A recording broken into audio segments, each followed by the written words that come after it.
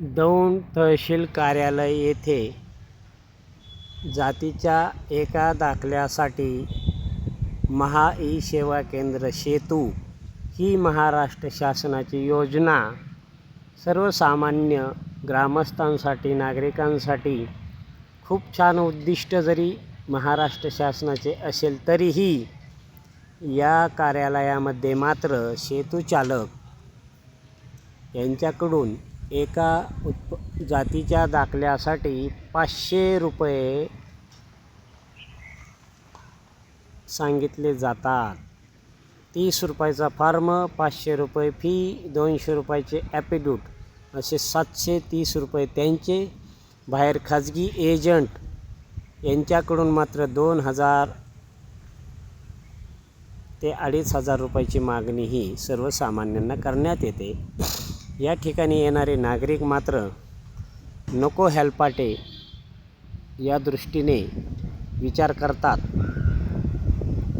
आणि पैसे देऊन मोकळे होतात. हा प्रकार दौंड तहसील कार्यालय नवीन प्रशासकीय इमारत येथे आज निदर्शनास आला. एका दाखल्यासाठी 730 रुपये, 3 दाखल्यासाठी पहा.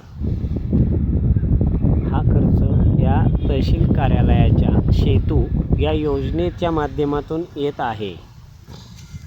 तसे पाहता शासकीय दरानुसार संबंधित या प्रकाराबाबत नायब तहसीलदार यांच्याशी संपर्क केल्यानंतर मात्र महा ई सेवा केंद्र सेतू चालकाला बोलावून घेण्यात आले आणि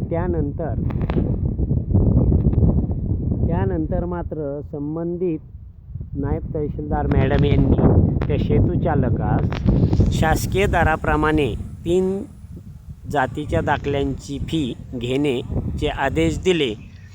त्यानंतर मात्र त्या फीचा आकडा हा किती सुंदर आला आहे पहा, की तो आकडा हा आपण पाहूया.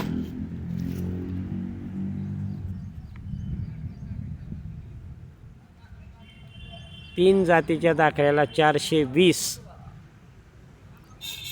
हे पहा, म्हणजे ह्या तहसील कार्यालयातील सेतू केंद्र चालकाची ही 420 हा शुभ आकडा आलेला आहे. आकडा बी पहा योगायोगाने काय आलेला आहे.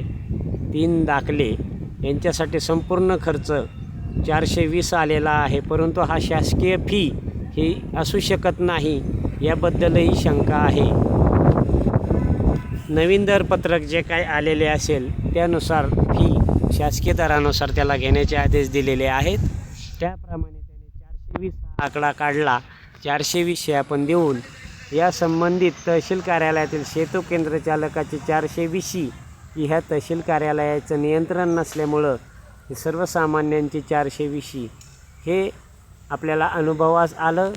तरी तहसील कार्यालय दौंड या कार्यालयाचा हा अजब-गजब कारभार हा आज आपला जन आवाज क्राईम न्यूजच्या निदर्शनास आला.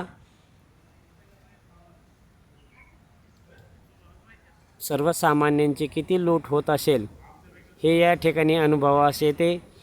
विविध दाखल्यांसाठी दुसऱ्या भागातून अनेक लोक येत असतात आणि येथे येत असताना मात्र या कार्यालयातील एजंट अथवा महा ई सेवा केंद्र व सेतू चालक यांच्याकडून जी नागरिकांची होत असलेली लूट याबाबत प्रांत सो, तहसीलदार सो, नायब तहसीलदार सो हे जनहितार्थ, शासनहितार्थ दखल घेतील का हा सर्वसामान्य नागरिकांना प्रश्न पडलेला आहे.